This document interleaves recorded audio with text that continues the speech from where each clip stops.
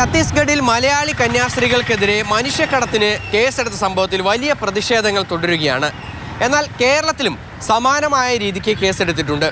4 വർഷം മുൻപ് തൃശൂർ റെയിൽവേ സ്റ്റേഷനിൽ വെച്ചായിരുന്നു ആ സംഭവം. ജാർഖണ്ഡിൽ നിന്നുള്ള കുട്ടികളെയും കൊണ്ട് 2 കന്യാസ്ത്രീകൾ തൃശൂരിലെത്തിയപ്പോൾ റെയിൽവേ പോലീസാണ് ഇത് സംബന്ധിച്ച് കേസെടുത്തത്. 2021 കേസിനാസ്പദമായ സംഭവം.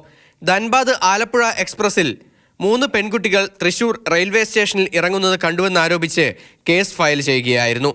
തൃശൂരിലെ 2 കോൺവെന്റുകളിലെ കന്യാസ്ത്രീകളും ഇവരുടെ കൂടെ ഉണ്ടായിരുന്നു.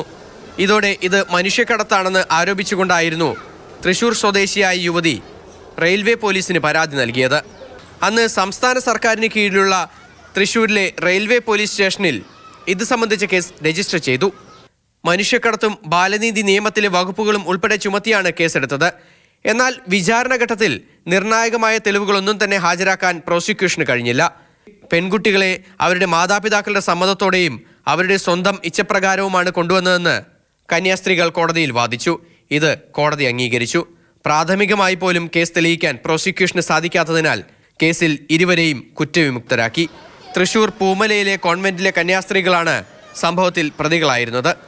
മാതൃഭൂമി ന്യൂസ്, തൃശൂർ.